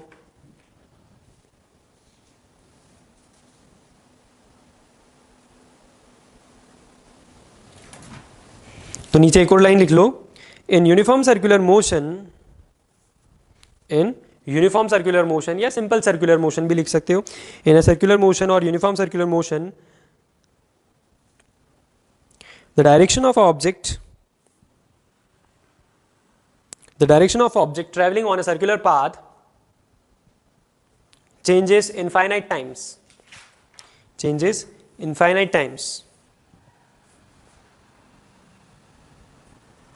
क्लियर है सभी को अच्छे से? पक्का? चल, एक चीज और है वो भी आपको बता देते हैं हाथों हाथ, सर्कुलर मोशन से रिलेटेड है। सेंट्रीपेटल और सेंट्रीफ्यूगल फोर्स, है ना। सेंट्रीपेटल और सेंट्रीफ्यूगल फोर्स भी बता देते हैं।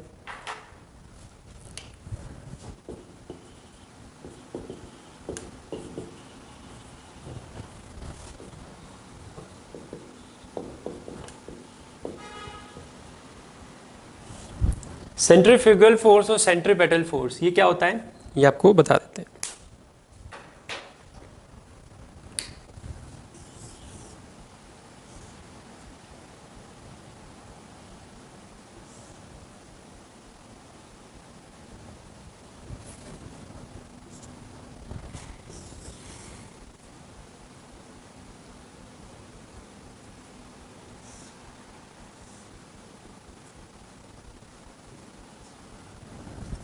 ठीक है।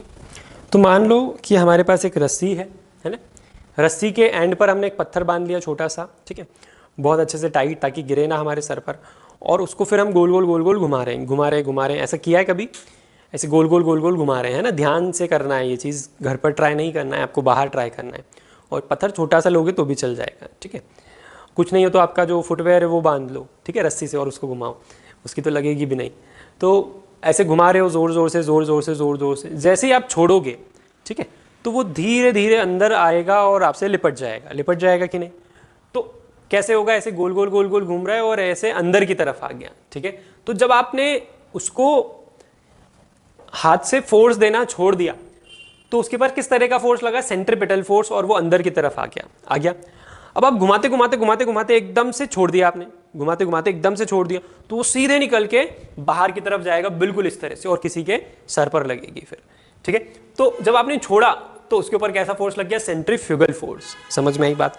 तो इमेजिन करो सन क्या है?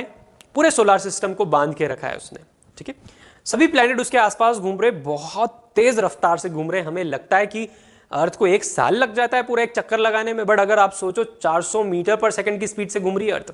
कितने की स्पीड से? 400 मीटर पर सेकंड की स्पीड से घूम रही है। आई बात समझ में?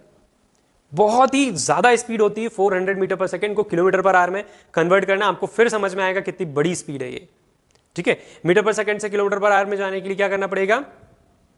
400 को 18/5 से मल्टीप्लाई करना पड़ेगा। तो सोचो कितना बड़ा नंबर आएगा। तो काफी ज्यादा स्पीड से अर्थ रिवॉल्व कर रही है सन के आसपास, और सन एक फोर्स लगाकर उसको अपनी तरफ अट्रैक्ट किया हुआ है, ठीक है। मान लो सन को गुस्सा आ गया, सन घूमने निकल गया कहीं पर, ठीक है, सन कहीं पर घूमने निकल गया, एकदम से गायब हो गया। एक भी प्लैनेट आपको उस एक्सिस पर दिखेगा क्या अब? कि नहीं सन छुट्टी पर है, नहीं हम तो घूमते रहेंगे? नहीं। अगर कोई फोर्स ऑफ अट्रैक्शन ही नहीं रहेगा तो सभी प्लैनेट्स पर कैसा फोर्स लग जाएगा? एकदम से सन ने छोड़ दिया, ऐसा हो जाएगा कि एकदम से सन गोल गोल गोल गोल घुमा रहा था सभी को, एकदम से सन ने छोड़ दिया, तो सारे प्लैनेट बाहर की तरफ फेंकाएंगे, और कहाँ जाकर कौन किससे टकराएगा हम नहीं जानते। क्लियर है? आ रही बात समझ में? तो इसीलिए सन को कहा जाता है, sun is the ultimate source of energy, ठीक है। तो सन के आगे कुछ भी नहीं है, सन ही बोल सकते हैं हम कि साक्षात भगवान है ना। वो अपने को कितनी एनर्जी देते हैं अर्थ पर। प्लांट्स, एनिमल, उनके बिना जिंदा रह सकते हैं क्या? वाटर बॉडीज भी उनके बिना जिंदा नहीं रह सकती, ठीक है। हम तो बिल्कुल ही नहीं रह सकते। चलो, तो 48 वाला क्वेश्चन पढ़ते हैं। When a car runs on a circular track with a uniform speed, its velocity is said to be changing. एक कार है जो कि सर्कुलर ट्रैक पर मूव कर रही है यूनिफॉर्म स्पीड से, जिसकी वेलोसिटी कंटिन्यूसली चेंज हो रही है। ऑब्वियसली बात है, डायरेक्शन चेंज होगा तो वेलोसिटी चेंज होगी। और ये क्यों कहा जा रहा है? क्योंकि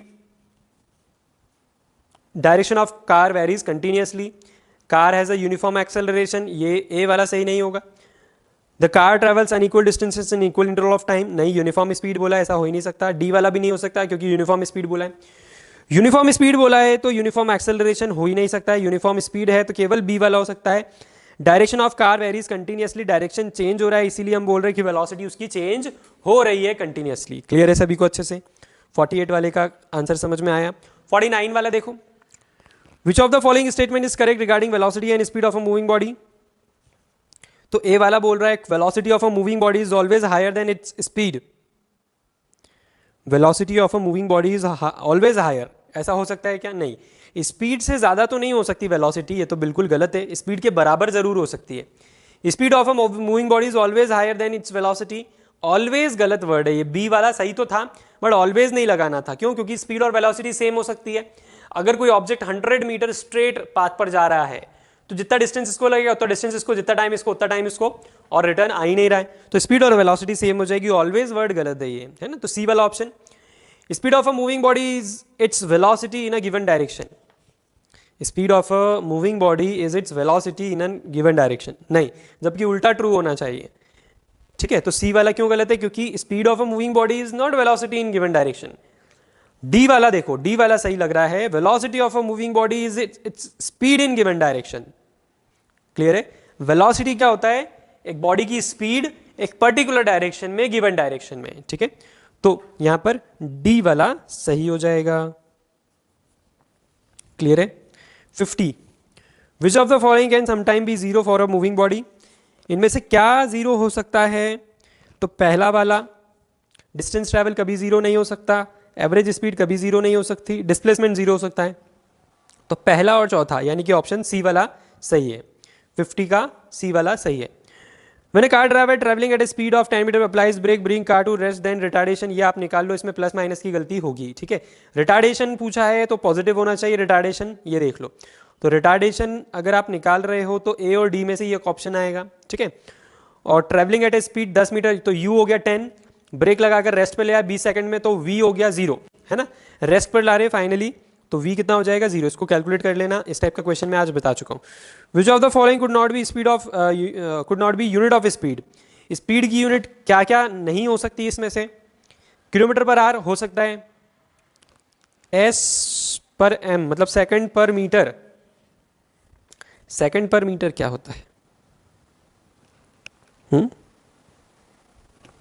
सेकंड पर मिनट नहीं, सेकंड पर मीटर। देखते हैं और आगे।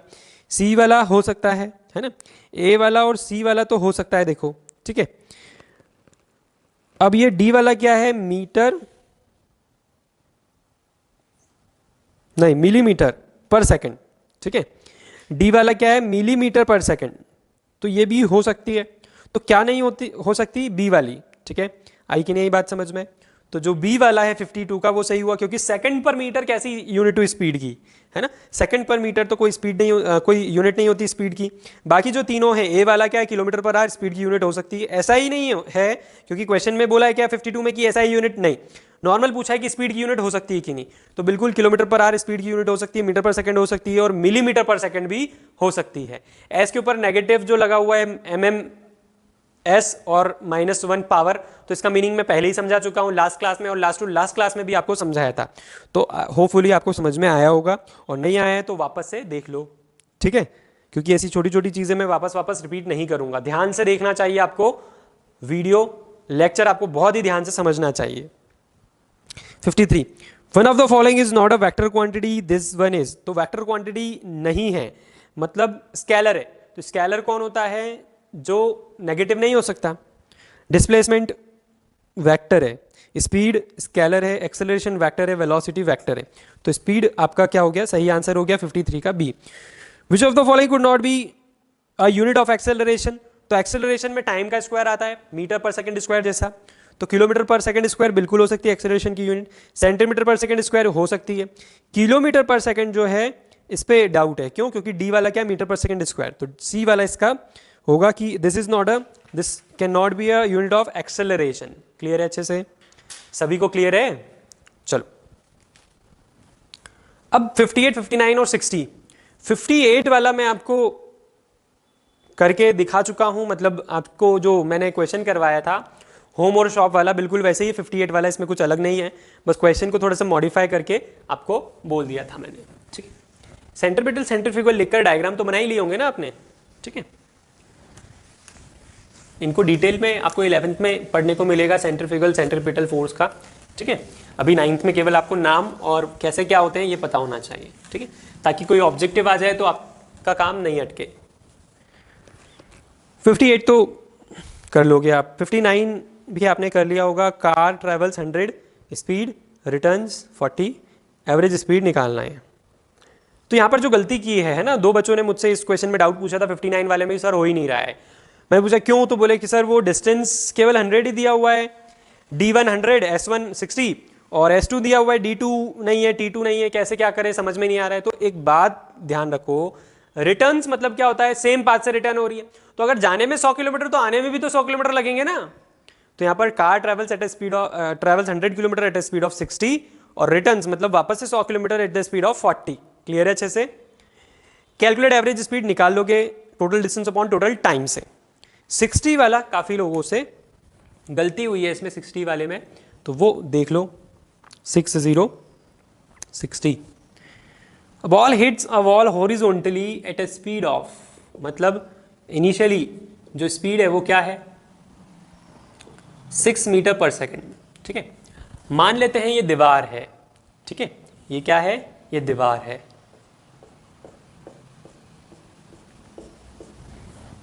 क्यों इमेजिन करना जरूरी, अभी पता चल जाएगा।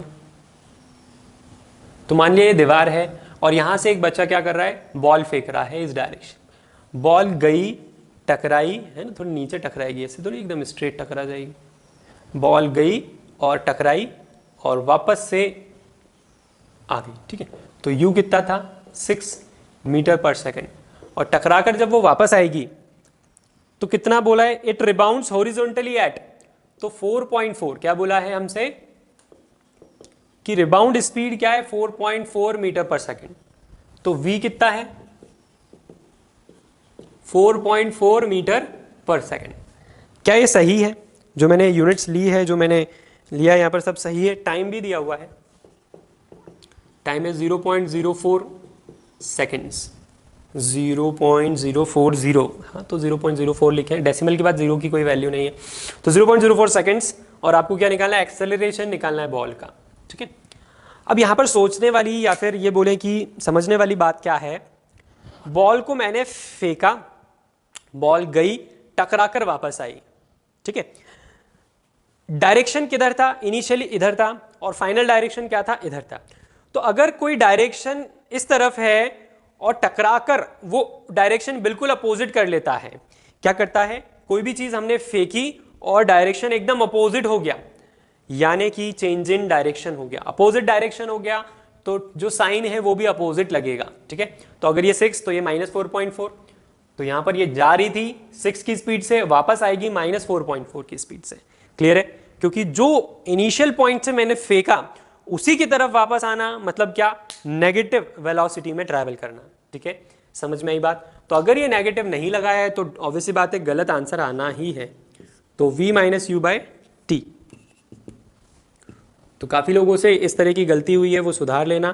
तो v की वैल्यू -4.4 -6 अपॉन टाइम कितना, 0.04, तो एक्सेलरेशन आ जाएगा -10.4 अपॉन,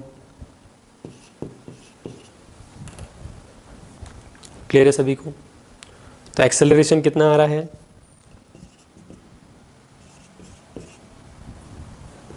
डेसिमल से डेसिमल कटेगा और फिर क्या होगा करेंगे, तो 425 ज़ा 100 होता है, तो कितना हो जाएगा 26 और एक ज़ीरो एक्स्ट्रा, तो 260 मीटर पर सेकंड स्क्वायर। और माइनस साइन यहाँ रहेगा, माइनस साइन क्या इंडिकेट करेगा, माइनस साइन क्या इंडिकेट करेगा, नेगेटिव एक्सेलरेशन क्या इंडिकेट करेगा कि ये बॉल डी एक्सेलरेट हुई, बॉल क्या हुई, डी एक्सेलरेट हुई, रिटार्ड हुई।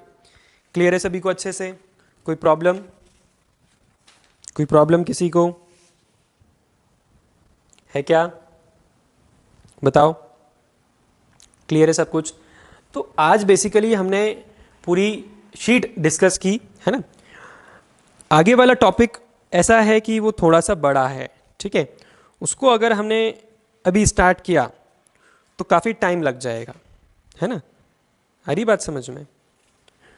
तो जो मैंने आज शीट डिस्कस की आपसे, उसको बहुत अच्छे से ट्राई करो, ठीक है, उसको और अच्छे से ट्राई करके देखो, खुद से करके देखो, जो क्वेश्चंस डिस्कस किए उसको वापस से कर कर देखो, जहाँ जहाँ गलतियाँ हुई थी आपसे उसको वापस से करके देखो, है ना। आपको बिल्कुल भी ये नहीं सोचना है कि पूरा शीट डिस्कशन किया, नहीं, कभी कभी ऐसा होगा कि जो आपको होमवर्क दिया है उसी के डिस्कशन में हमारा सारा टाइम चला जाता है, ठीक है। बट वो इतना फ्रूटफुल होता है क्योंकि आपने बीच में सर्कुलर मोशन भी देखा, आपने यूनिफॉर्म सर्कुलर मोशन देखा, सेंट्रीपिटल सेंट्रीफ्यूगल देखा, फ्री फॉल देखा आपने, ठीक है। फ्री फॉल से याद है, एक नोट डाल लो, एक नोट डाल लेंगे, नोट डालकर लिखेंगे, नोट डालकर लिखेंगे, the motion of a freely falling body, the motion of a freely falling body is always uniform acceleration.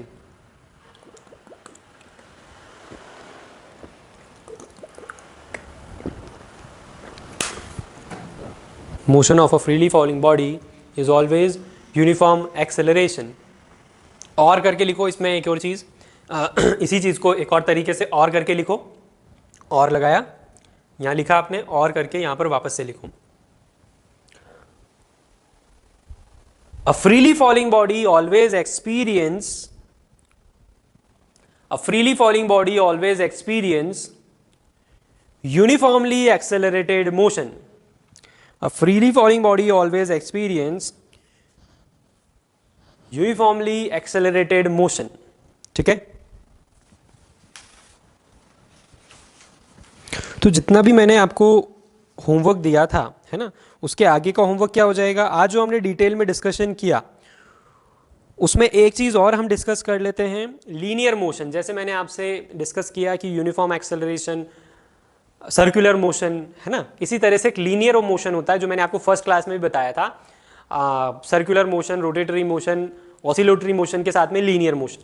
Linear motion एक लाइन में मोशन होता है. ठीक है, एक स्ट्रेट लाइन में अगर कोई ऑब्जेक्ट मूव कर रहा है तो उसको बोलते हैं लीनियर मोशन. ठीक है, तो ये ध्यान रखने वाली चीज़ें हैं.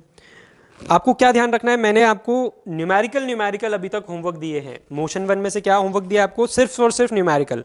अब जैसे पेज नंबर 1 पे 21 है, 22 है, 25, 26, 34, 35, 36, 37, ये इस टाइप के क्वेश्चन कौन करेगा. तो इस टाइप के क्वेश्चन आपको रीड करने हैं. मैं ये नहीं बोल रहा हूँ कि थ्योरेटिकल क्वेश्चन की थ्योरी लिखो, नहीं, आपको क्वेश्चन रीड करने और सोचना है क्या मैं आंसर कर सकता हूँ या कर सकती हूँ इस क्वेश्चन का. ठीक है, आ रही है बात समझ में. ये वाला क्वेश्चन ही छूट गया. देखो 25 का बी वाला मैंने आपको दिया ही नहीं. 25 का बी वाला मार्क कर लो, न्यूमेरिकल है. 25 का बी वाला मार्क करो, न्यूमेरिकल है. 25 का बी वाला न्यूमेरिकल है, छूट गया. तो इस तरह से छूटना नहीं चाहिए, न्यूमेरिकल आपको करना चाहिए. देखो 34 का बी भी छूट गया, 34 का बी वाला भी छूट गया, ये भी आपको करना है ना. कौन सा, 25 का बी, 34 का बी, ये दोनों न्यूमेरिकल है और ये आपको करना है. ठीक है, ये दोनों रह गए. तो जितने भी क्वेश्चंस हमने मोशन 1 में छोड़े हैं जो थ्योरेटिकल हैं, उनको लिखकर नहीं देखना है आपको, बट क्या करना है, आपको पढ़ना है और ये सोचना है क्या मैं आंसर कर सकता हूं या कर सकती हूं. अगर हाँ तो सोचो आंसर को अच्छे से, और अगर कंफर्म करना हो तो मुझे आपको फिर लिखकर भेजना पड़ेगा. ठीक है, अगर आपको लगता है कि हाँ जो हमने डिस्कशन किया है, जो हमने पढ़ा है, जो नॉलेज गेन किया, उसके अकॉर्डिंग आप बहुत अच्छे से लिख सकते हो उसके बारे में, तो फिर आपको लिखने की जरूरत नहीं है, केवल सोचना है. जैसे पहला वाला क्वेश्चन देखते हैं, 21 वाला पढ़ के देखा आपने क्या. What type of motion, uniform और non uniform, is exhibited by a freely falling body. Give reason for your answer. तो क्या हम जानते हैं फ्रीली फॉलिंग बॉडी क्या होती है, आज ही पढ़ा हमने फ्रीली फॉलिंग बॉडी क्या होती है. ठीक है, तो फ्री फॉल में ऑब्जेक्ट क्या करता है, यूनिफॉर्म एक्सेलरेट करता है, यूनिफॉर्मली एक्सेलरेट होता है नीचे की तरफ, अर्थ की तरफ.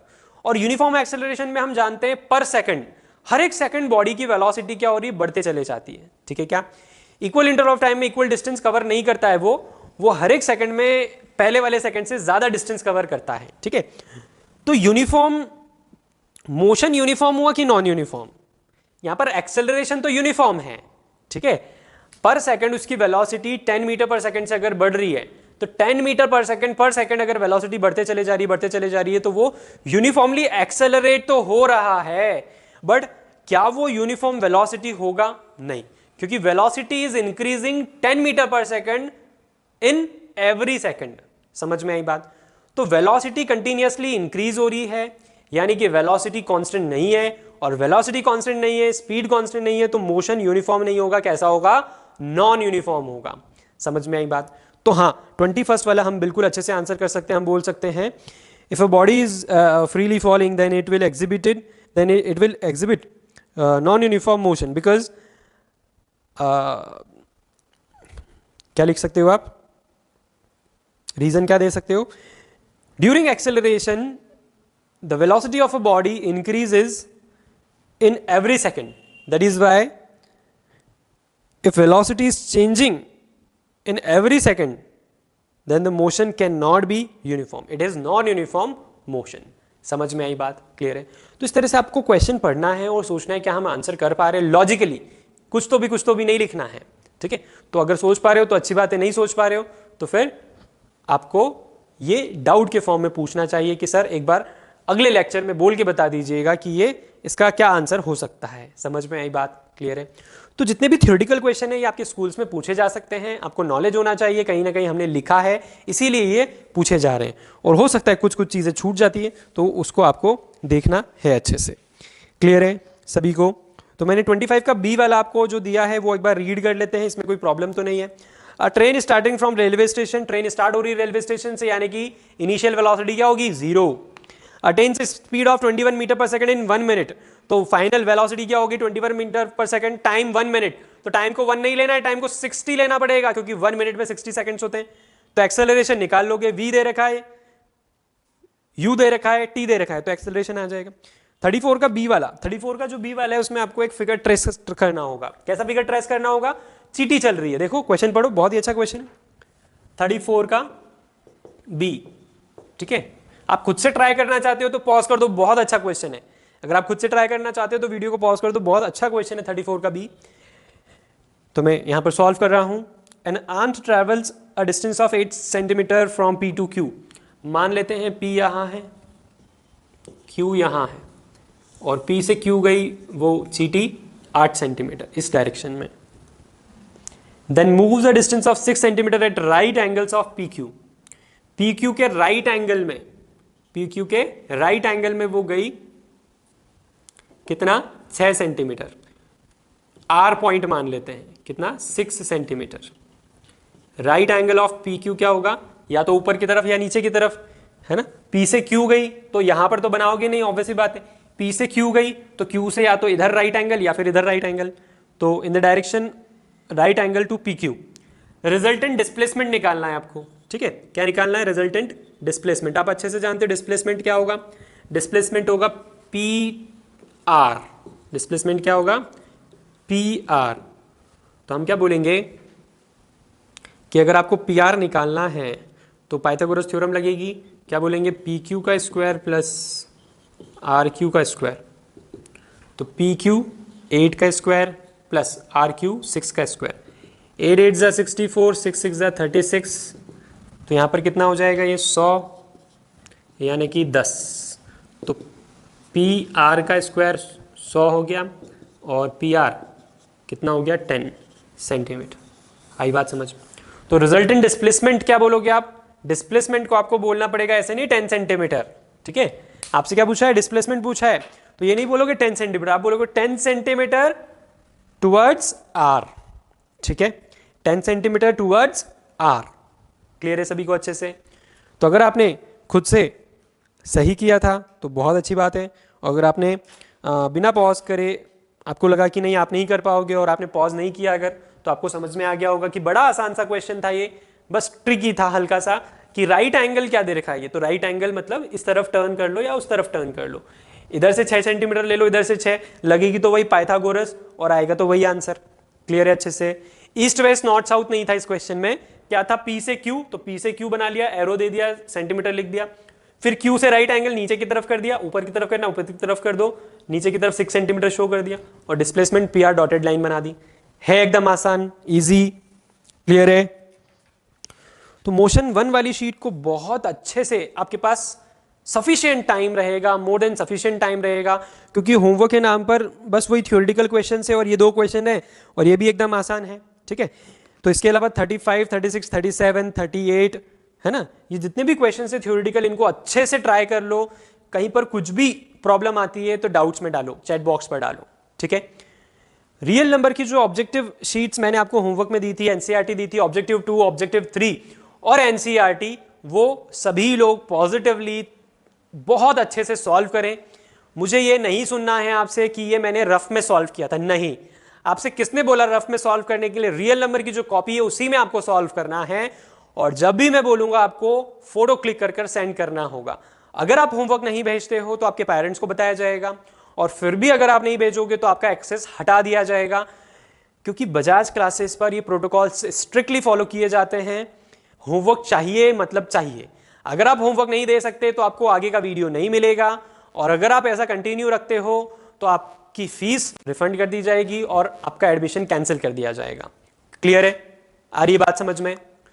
तो इसके लिए आपको तैयार रहना होगा मेंटली भी, कि आप कहीं और जगह ढूंढ लो, वहां पर पढ़ लो आप, जहां पर आप केवल पैसा दो, आपको लेक्चर मिल जाए, आपको कोई मेहनत करने की जरूरत ना पड़े, ऐसी जगह जाओ बढ़िया, कोई प्रॉब्लम नहीं है मुझे, ठीक है। क्योंकि स्कूल में भी तो यही करते हो, स्कूल वाले क्या करवाते हैं, यही तो करवाते हैं, आपको ऐसा वर्क देते हैं जो सेंसिबल नहीं होता है और आप करके उनको दे देते हो, है ना, जिसमें केवल छापना हो। कितना मजा आता है करने में।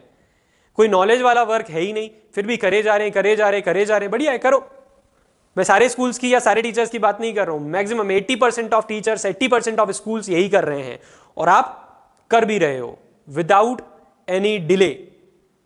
क्यों? क्योंकि वो सर्टिफिकेट देंगे आपको, मार्क्स देंगे, मार्कशीट देंगे। कोचिंग से कुछ थोड़ी मिलेगा नॉलेज के अलावा। और नॉलेज का क्या करेंगे अपन? नॉलेज कोई काम का है क्या? नॉलेज तो यूं ही होता है, कहीं से भी मिल जाएगा, रास्ते चलते खरीद लेंगे अपन, कभी भी जब भी जरूरत होगी, है ना। पेन ड्राइव से ट्रांसफर कर लेंगे, दोस्त के पास ज्यादा नॉलेज, ला पेन ड्राइव में दे दे भाई, हो गया काम अपना, है ना। ऐसा करोगे ना बेटा। नॉलेज जो चीज है ना, ये जो सिचुएशन आई है ना, पैंडेमिक जो चल रहा है, इसमें मार्क्स कोई मैटर नहीं करेंगे, केवल और केवल मैटर करेगा नॉलेज। देख रहे हो आप, काफी लोगों की जॉब जा रही है, सैलरी डिक्रीज हो रही है। अपने पेरेंट्स से ही पूछ लो, हो सकता है उन्होंने आपको नहीं बताया हो, सैलरी डिक्रीज हो रही है, 50% तक डिक्रीज हो रही है सैलरी। फिर तो किसी को जॉब से निकाल रहे हैं, किसी को रख रहे हैं, तो इसका मतलब क्या है? जिसके पास नॉलेज बहुत अच्छा है, एक्स्ट्रा नॉलेज सभी के पास होता है, बट एक्स्ट्राऑर्डिनरी नॉलेज वाले को रखा जा रहा है और फिर भी सैलरी कट आउट की जा रही है। तो अगर नॉलेज लेना है, क्योंकि आप 9th से 10th में जाओगे और 2 साल बाद 12th पास करके, 4 साल बाद कॉलेज पास करके जॉब करोगे या अपना बिजनेस करोगे, जो भी करोगे, तो आज से लगभग 7 से 8 साल बाद, तो क्या आपको लगता है जो ये सिचुएशन आई है 7-8 साल में एकदम नॉर्मल हो जाएगी पहले जैसी? नहीं होने वाली, ठीक है। कम से कम 10 से 15 साल लग जाएंगे वैसी सिचुएशन आने में जैसी थी आज से 6 महीने पहले। बिटर ट्रूथ है ये। और मैं नहीं, ये इकोनॉमिस्ट बोल रहे, मैं नहीं बोल रहा, मुझे तो केवल पीसीएम का नॉलेज है बस, इसके अलावा कोई नॉलेज नहीं है। ये सब इकोनॉमिस्ट बोल रहे हैं, मैं नहीं बोल रहा। तो आपको नॉलेज गेन करना चाहिए, और नॉलेज गेन करने के लिए जो पढ़ा है हमने, जो लेक्चर हम देख रहे हैं, जो वीडियो देख रहे हैं, उसके बिहाफ पर जितना होमवर्क मिल रहा है वो करना जरूरी है। नहीं करोगे तो रिजल्ट आपको पता है, ठीक है, क्लियर है। रट कर नंबर ले आओगे बट नॉलेज नहीं रहेगा। 10th में क्या करोगे, 11th में क्या करोगे, 12th में क्या करोगे, कॉम्पिटिटिव एग्जाम्स में क्या करोगे? नहीं कर सकते कुछ, क्लियर है। चल, तो आज के लिए इतना ही। जो आपको बताया है सारी चीज़ें करो। ऑब्जेक्टिव, जो रियल नंबर के ऑब्जेक्टिव शीट्स का डिस्कशन है, उसके लिए आपको एक अलग से लेक्चर प्रोवाइड किया जाएगा, जिसमें ऑब्जेक्टिव 1 तो हम पूरी कर चुके थे, ऑब्जेक्टिव 2, ऑब्जेक्टिव 3 और एनसीईआरटी जिसमें डिस्कस करेंगे हम, ठीक है। तो वो आपको जल्द से जल्द प्रोवाइड किया जाएगा। आपको क्या करना है, अगर आपने सॉल्व कर लिया है, जितना सॉल्व किया है उतना आप उसको देख लो, फिर वापस से अगर आपका कम सॉल्व हुआ है, जैसे मान लो केवल ऑब्जेक्टिव 2 और 3 हो पाई है, एनसीईआरटी नहीं हो पाई है, ठीक है, तो केवल ऑब्जेक्टिव 2 और 3 देख लो, एनसीईआरटी लास्ट में रहेगी, ठीक है। तो इस तरह से आप कर सकते हो। केवल ऑब्जेक्टिव 2 की है तो केवल ऑब्जेक्टिव 2 देख लिया, 3 और एनसीईआरटी बाद में देख लिया, इस तरह से भी कर सकते हो। बट मैंने आपको sufficient, more than sufficient time दिया है ऑब्जेक्टिव्स के लिए, आपको कर लेना चाहिए। अभी भी टाइम है, मैं तो कहता हूं अभी भी टाइम है। आप अटेम्प्ट करो ऑब्जेक्टिव क्वेश्चंस रियल नंबर के, और फटाफट से डाउट्स भेजो, ठीक है।